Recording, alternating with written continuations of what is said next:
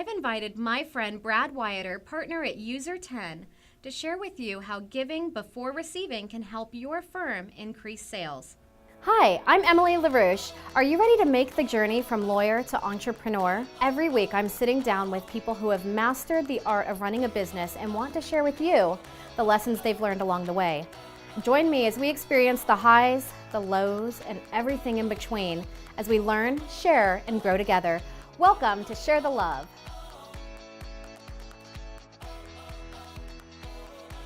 Brad, thank you so much for being here today. You're welcome. Hi. Tell us a little bit about your background. So I'm a designer by trade and a front-end developer. So basically, I design and build websites and applications, and that's what User 10 does. We have a really strong focus in design, specifically a discipline within design called user experience (UX), and that really focuses on kind of that customer journey through an application.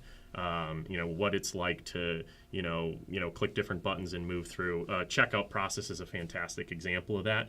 How is it someone gets from purchasing, selecting an item, putting it in their cart, and actually checking it and checking out with it. And so that's kind of what we specialize in, and that's been my background for about 16 years now. And I've been recently kind of moving a little bit more into the business development side of things with my business and sales and things like that. So looking for, as you kind of introduced me, ways to get into how we're going to give that value to people so that they know that we're the people they want to be working with. Right.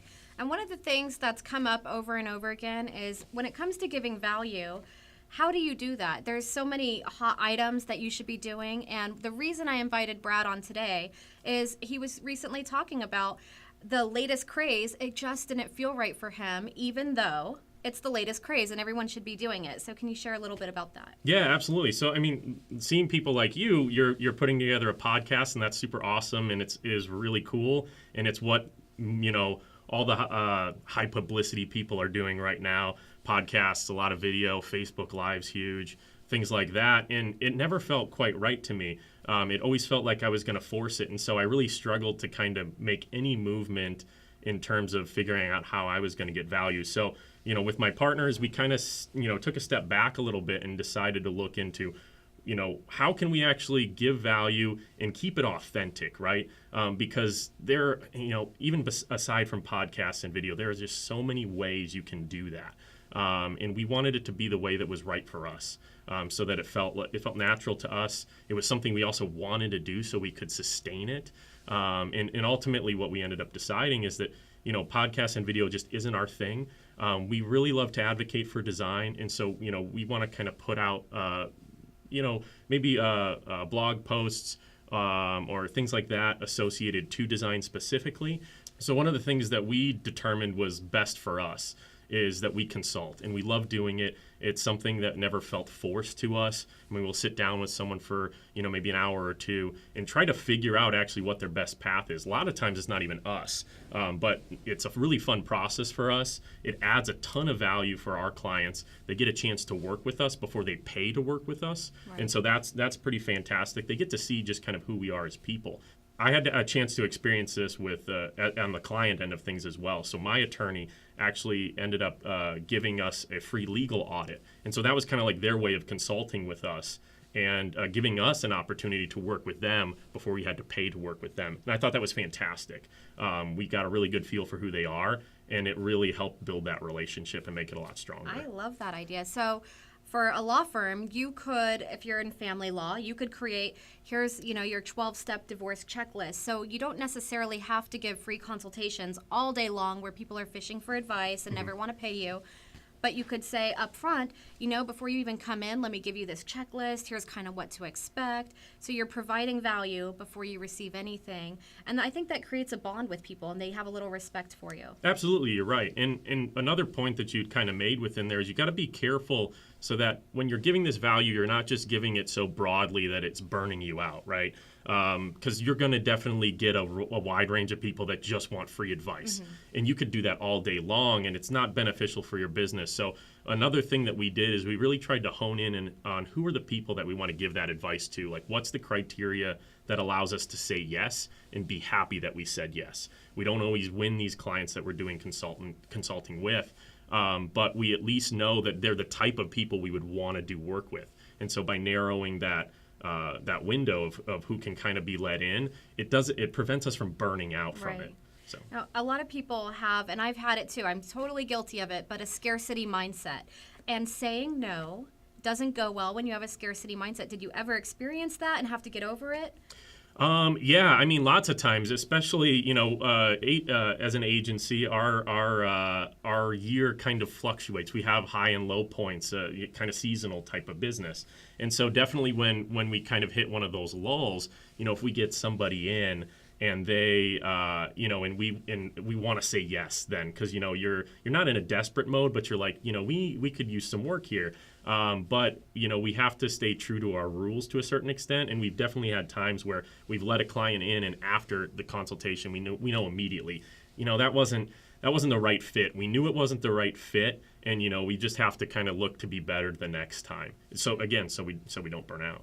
And so the business is still standing. Yes. So saying no did not break the Correct. business. It will not destroy your law firm.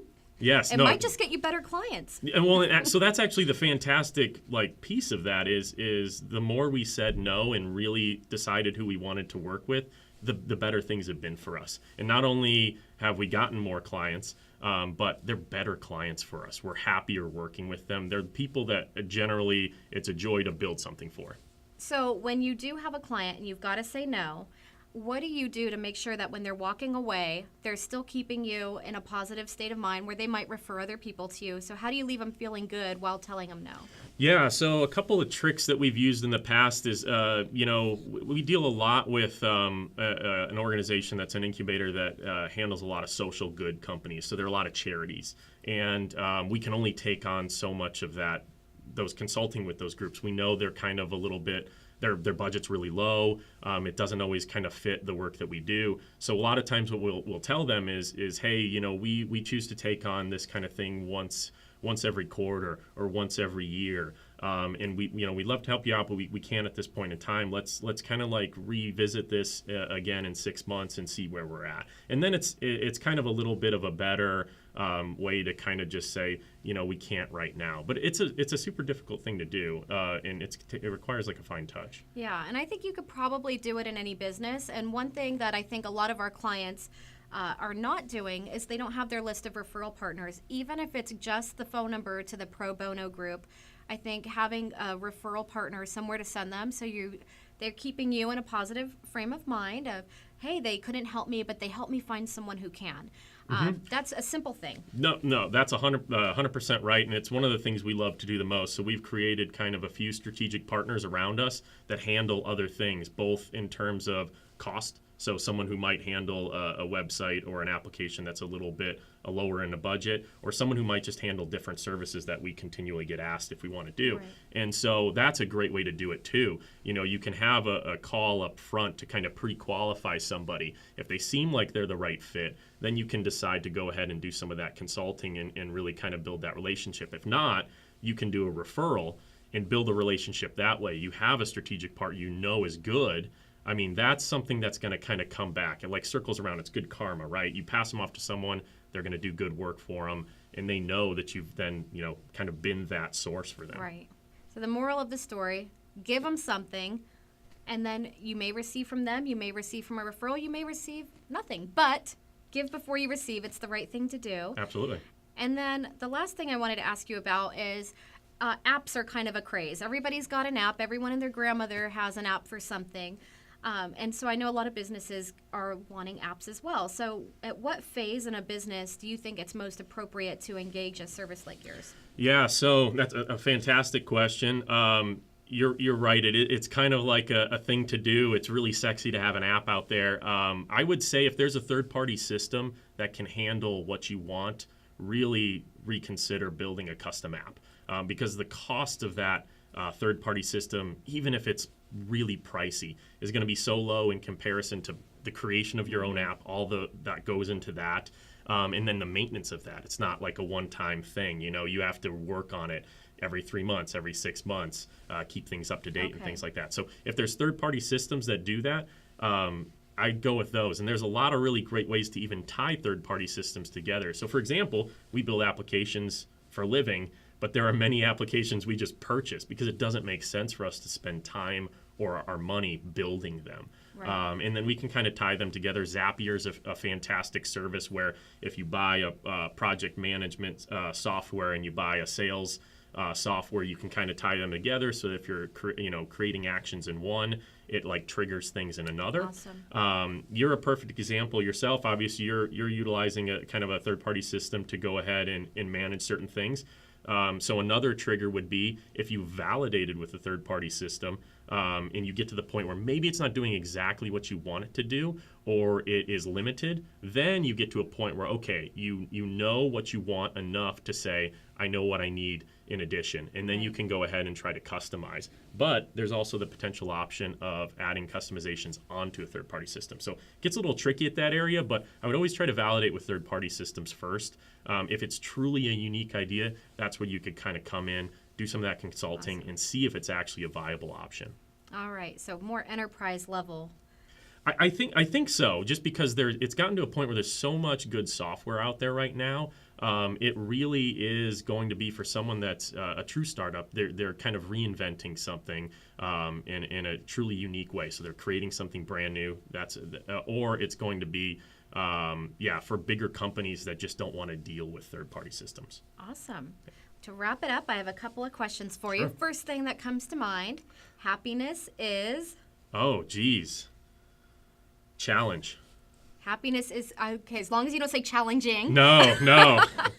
Challenge, like yes. being challenged and kind of like in achieving things through that, right? Absolutely. And through that, I kind of find a lot of happiness. Awesome. The last book you read was?